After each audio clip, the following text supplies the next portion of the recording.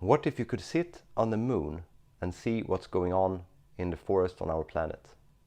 What if this actually is something that is true today? I want you to meet Bob. Bob is a spruce bark beetle. He's happy. Bob is really happy. It's warm. There's a lot of spruce where he's living. And Bob he really likes to procreate and fly to new trees, dig into the bark, have the time of his life doing stuff. Now, lately Bob has had a great time since things have become a little bit warmer, drier. It's good times for Bob. Now, I want you to meet Jill.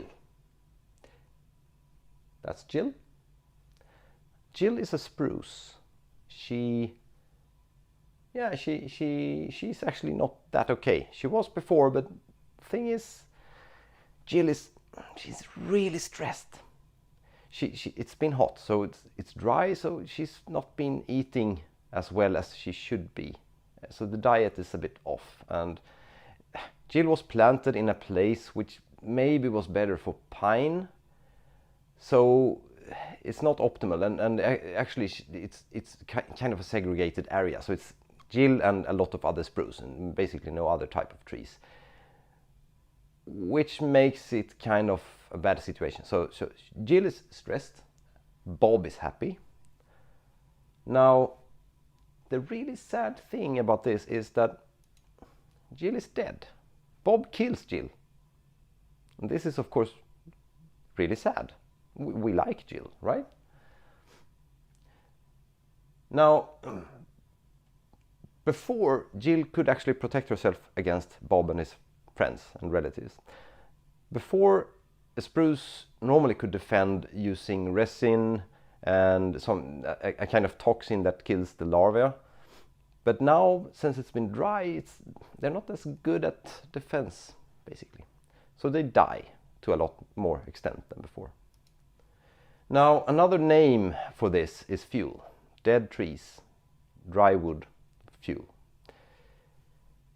If we continue and think about that and what you've seen in the news, we know there's a lot of really nasty forest fires going on. That's a lot of emissions of carbon dioxide, right? And other not so nice gases. And it's millions and hundreds of millions of tons, basically. Not good. We also know a lot of animals get killed or forced to move. So basically, I read something about a couple of billion animals had to die or move because of forest fires in Australia. And we know we have similar figures in other areas. And a lot of value is basically gone up in smoke or destroyed by Bob and his relatives, because Bob kills trees and that makes the tree quality go down. So if it doesn't burn up, you can't really build stuff with it, so you have to do something else, basically maybe turn it into pellets, which you get not as much paid for as high quality grade wood. Now I would like you to meet another friend of mine, Glenn. Glenn, he's kind of cool. He has superpowers, and he's awesome. Yeah, you're awesome.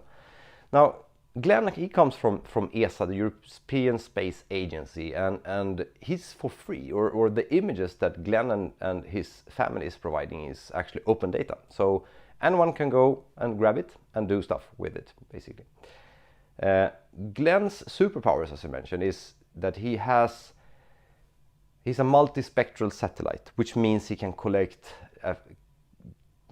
multiple types of information or a number of bands, and he's orbiting Earth and he's doing this basically between every 2 and 5 to 7 days, depending on where you are. So you get new images for the same place quite often, and you get it on 12 or 13 so-called bands. Basically, you have near infrared, you have red, green, and so on and so on.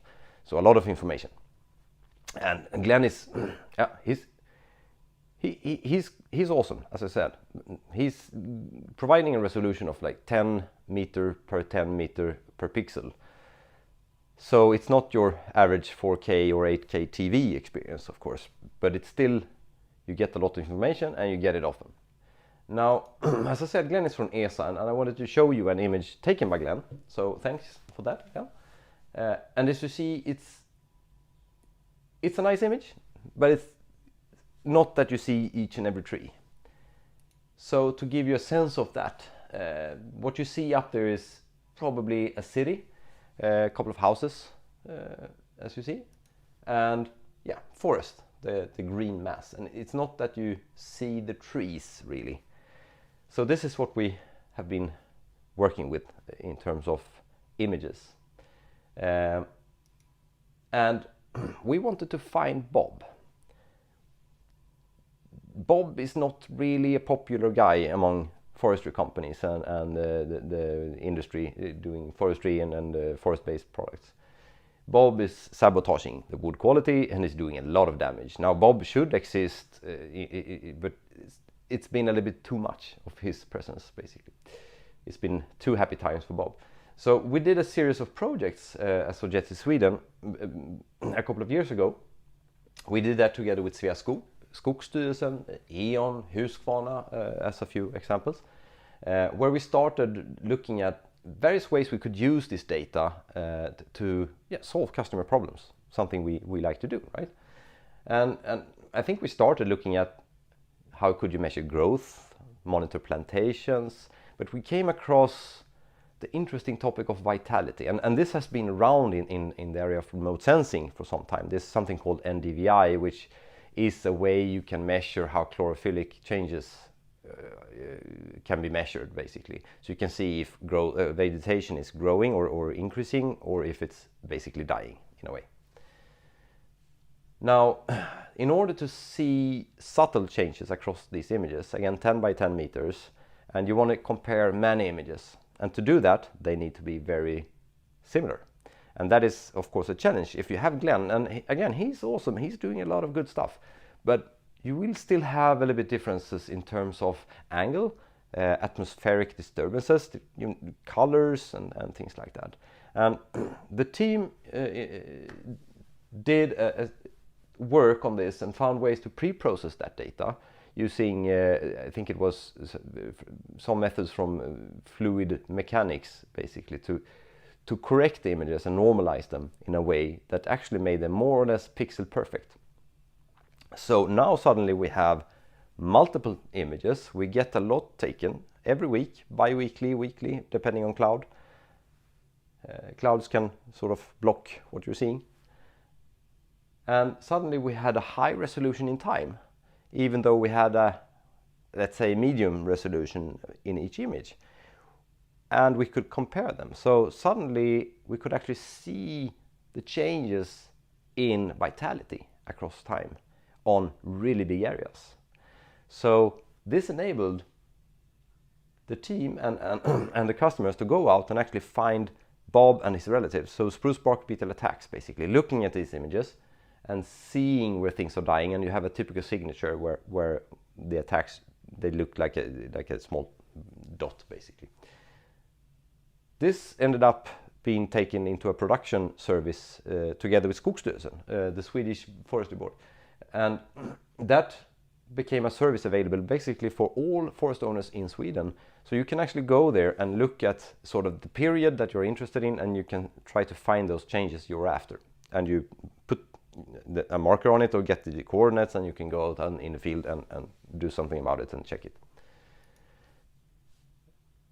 Now, we did these projects ending up in that service, and we also did this together with Husqvarna. So we actually did some platform work in parallel with this to automate the whole data science pipeline, more or less. Then we came across another project, we had a dialogue with our customer Stora Enso, who is doing a lot of forestry-based products. They have seen the Barkbeater problem, and our joint work with Husqvarna in this area the last couple of years became a project to find the bark beetle attacks. So not just pre-process the images and see the differences, but actually find a way to create a model or an analysis that could tell you this and this and this and this is an attack, basically. Because otherwise you had to manually look at it and you will miss a lot of attacks and so on. So time was not in our favor. This was in spring, and Bob and his relatives start flying and spreading to new trees around May, June, depending a little bit where you are. So we could not really move calendar times and things like that in the project. We had basically 8 to 10 weeks, 11 if we were lucky. Bob likes to start doing bad stuff when it's 17, 18 degrees on average Celsius. So we had a little bit of luck with the weather, but yeah, it was a challenge. So we set a quite lightweight agile process for this. We had two options. We were looking at, you can do some image analysis methods, looking at thresholds and things like that to try to filter out what is the attacks compared to other things. Now that didn't really look super promising. So what we ended up doing was a machine learning or deep learning based model.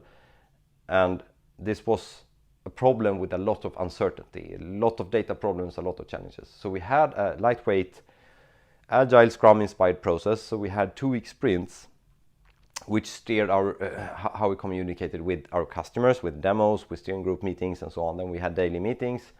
But in the team, I would say we planned on a weekly basis. So Monday was planning for this week, setting a clear goal. And then we just went for it, basically.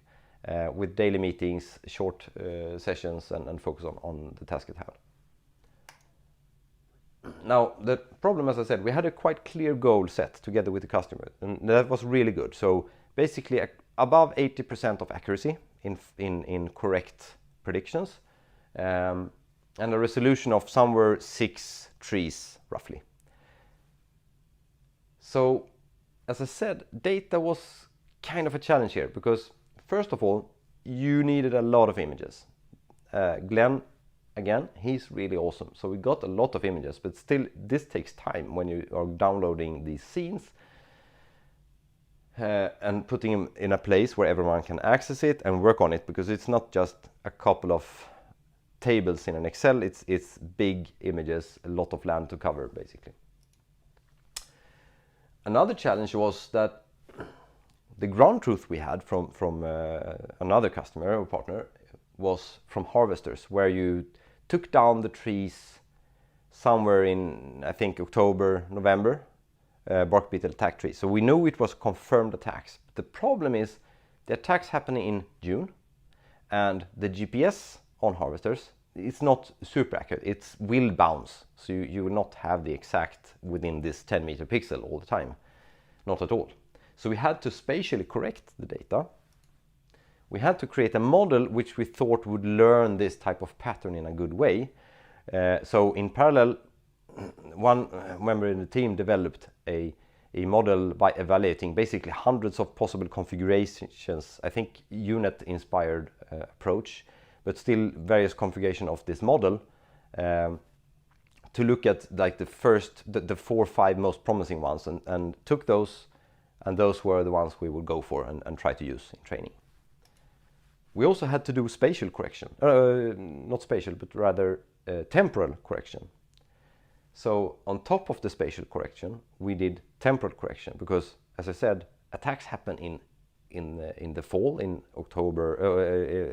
The harvest happens in the fall, but the attacks happen during the summer. So you had to move back in time to find images in the summer, and the right images showing the attacks that the harvesters indicated. And then we had to cluster the pixels so they were correctly labeled on top of the changes that we would have in the images, because the model, of course, needs to understand what pattern it wants to look for.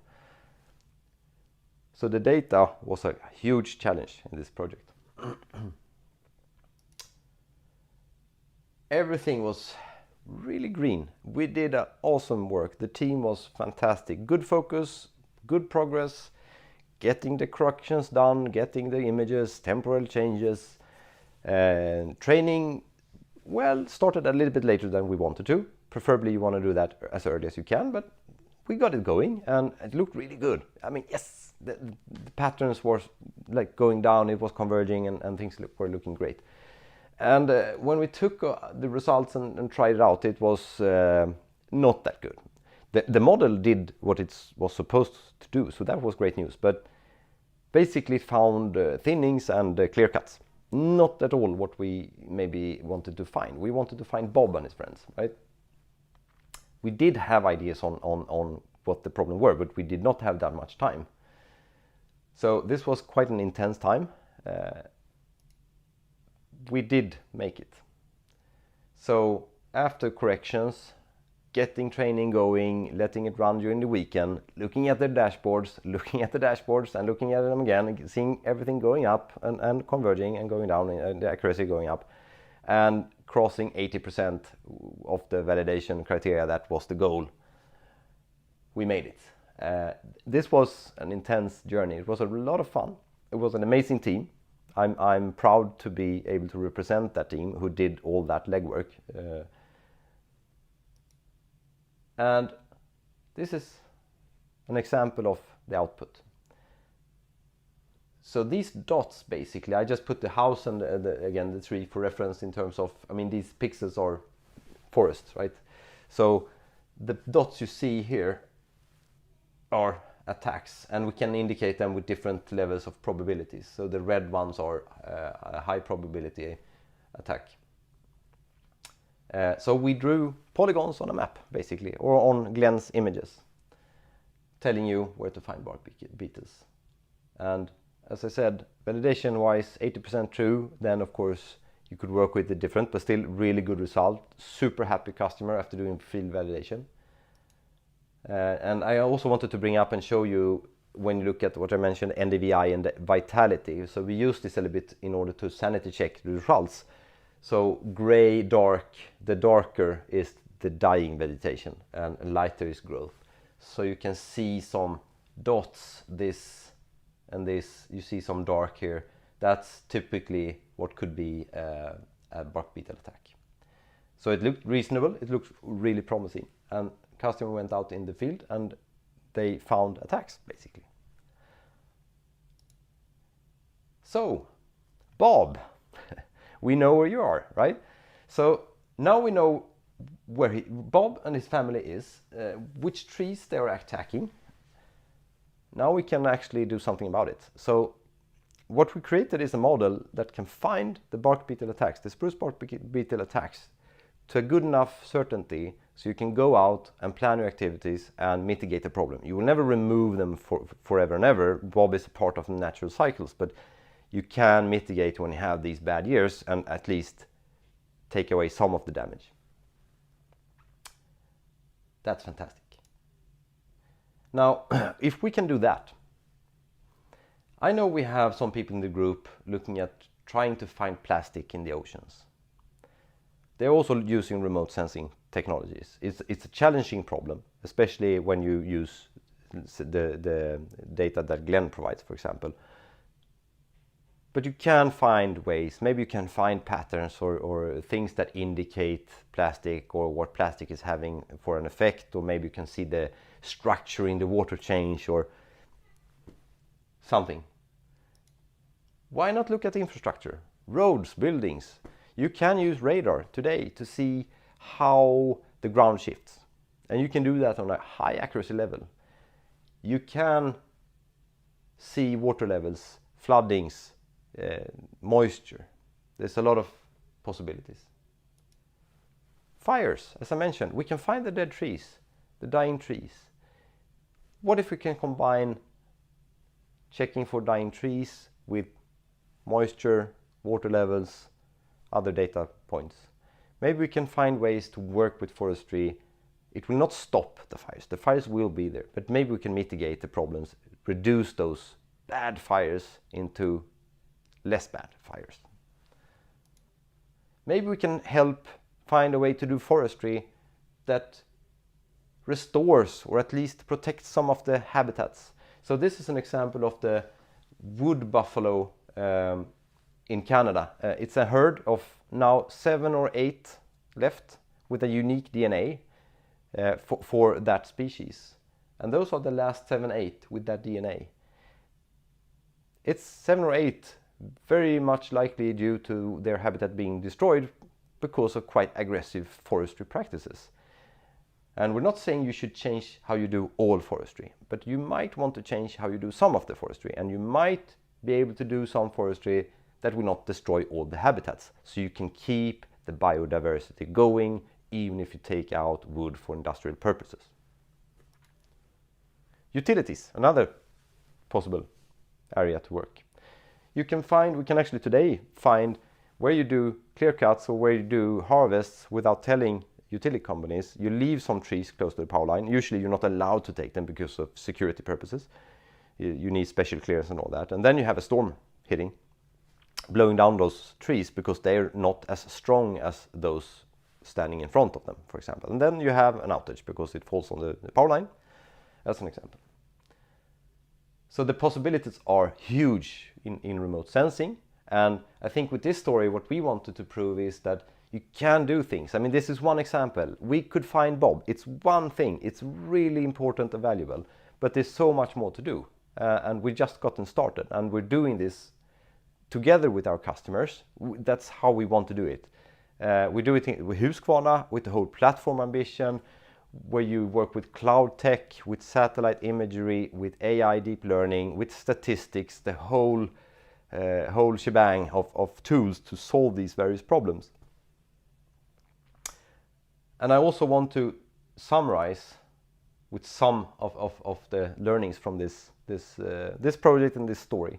I think one of them is actually, I want to credit some of our accounts and sales people working that dare to challenge our customers to take a leap. Because if you know everything, if you plan for everything and know all the risks and have it all planned out, you will never make it. Or it will seldom be a new thing.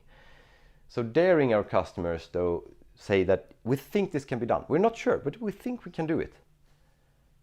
And then we just go for it.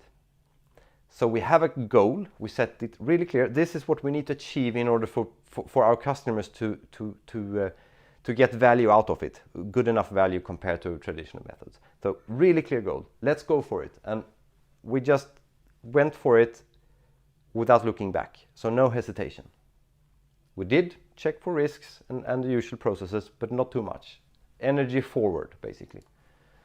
Trust, I think, is super important in the team. So